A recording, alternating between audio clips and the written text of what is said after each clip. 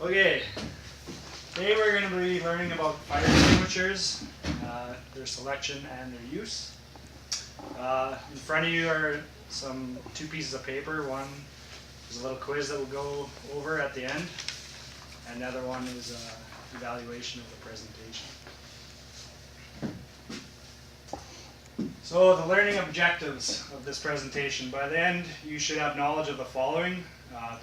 Distinguishing between classifications of fire, factors to consider in selecting an extinguisher, what to check before using a fire extinguisher, and describing the past method of fire extinguisher application. So, fire classifications. Fires are classified into 5 different categories.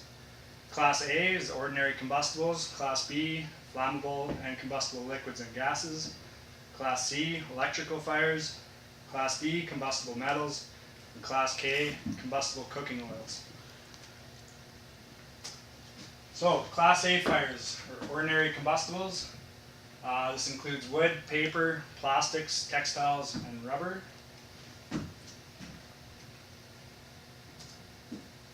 Class B fires are flammable and combustible liquids, gases, and greases. So this includes alcohols, gasoline, lubricating oils, and propane. So it could be gasoline, diesel, propane, butane, anything like that. Class C fires are simply Class A or B fires that started by electricity. So if you have a Class C fire and you take away the electricity, it's simply a Class A or B fire. Class D fires include combustible metals and alloys such as lithium, magnesium, potassium, and sodium. And you'll generally find these in industrial settings where they're working with these metals, or another common place you'll find these is in vehicle fires. Lots of vehicles contain lots of magnesium. And finally, Class K fires. These involve combustible cooking oils. Vegetable or animal fats that burn at extremely high temperatures. So you'll find these in restaurants and commercial kitchens, commercial deep fryers. So on your extinguisher, they will often have letter symbols to let you know what type of fire the extinguisher may be used on. And so you can see here, Class A fires will have A in a triangle, B will be the letter B in a square, C in a circle, D in a star, and K in a hexagon. So when you pick up a fire extinguisher, you'll be able to see these symbols to let you know what type of fire it's good for. Alternatively, and sometimes along with the letter symbols, are pictograms. And you can see on this one right below the ABC or pictograms, one of a trash fire, one with a little jerry can, and one with an electrical outlet. So you know, along with those, Class D fires will have a square with a little picture of metal with a flame on it, and Class K will have a little frying pan with a flame on it. So you're able to pick up the fire extinguisher, look quickly at the pictograms, and compare what you're putting the fire out with. We'll talk a little bit about fire extinguisher ratings.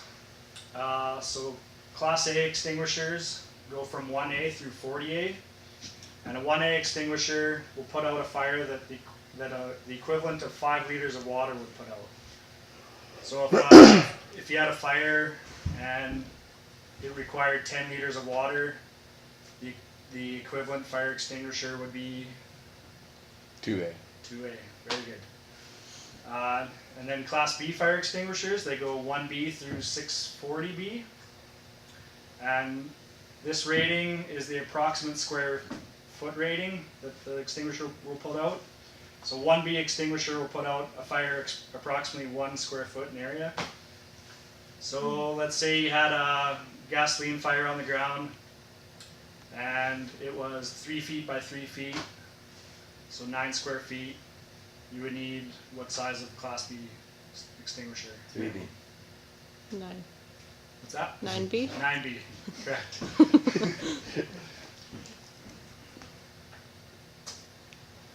So, when you're selecting the proper extinguisher, you should consider the classification of the burning fuel.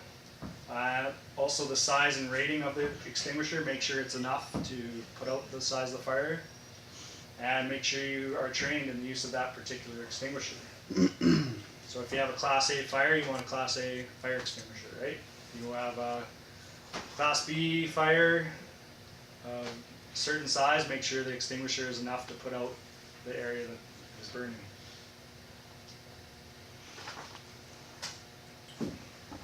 So, pre-use extinguisher inspection. Immediately before using an extinguisher, you should check a few things.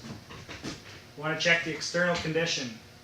So you look at the extinguisher, just make sure the cylinder doesn't have any dents or rust spots. Doesn't look like it's going to fail or anything, everything's in good shape. You also want to check the hose and nozzle, make sure there's no cracks, it's attached properly. You want to check the weight of the extinguisher, make sure it's not empty, make sure there's something in there.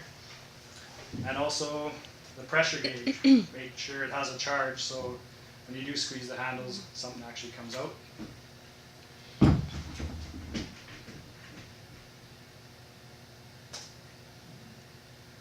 So, the pass method of application. Once in position to extinguish a fire, we'll utilize the pass method. So, P stands for pull the pin. So you pull the pin out of the extinguisher. That'll allow you to activate it. A stands for aim the nozzle. So you want to pull the pin, aim the nozzle at the base of the fire. The first S is squeeze the handles. So you want to squeeze the handles together. That'll expel the agent. And then the last S is sweep the nozzle back and forth, covering the fire. So once again, P, pull the pin. A, aim the nozzle. First S, squeeze the handles together. And the final S, sweep the nozzle and keep it moving to cover the burning material with the extinguishing agent. So, what should you do if the fire isn't extinguished? You should withdraw and reassess the situation. So if this is the fire, you want to back away from the fire. You don't want to turn your back like this. You always want to keep the fire in front of you. So back up, keeping the fire in your view. If the fire is reduced to a smoldering fire, you can continue with extinguishment if possible. Grab another extinguisher, maybe some water, whatever, as long as the fire is manageable. And if you didn't really put a dent in it and the fire continues to grow, you should exit the building and call the fire department, if you haven't already done so. So, in summary, fires can be classified into 5 categories. Class A is normal combustibles. Class B, flammable and combustible liquids and gases. Class C, electrical fires. Class D, combustible metals. Class K, combustible cooking oils. Just remember, a proper fire extinguisher must be matched to the fire. So if you have a Class B fire, you want to use a Class B extinguisher. And also the appropriate size, right? And when putting out the fire, utilize the pass method. So pull the pin, aim the nozzle, squeeze the handles, and sweep the nozzle back and forth. And if you want any more information, you can reference IFSTA Fire Essentials, 5th edition. I got most of the information for this presentation. And that's it. Now we'll do the quiz.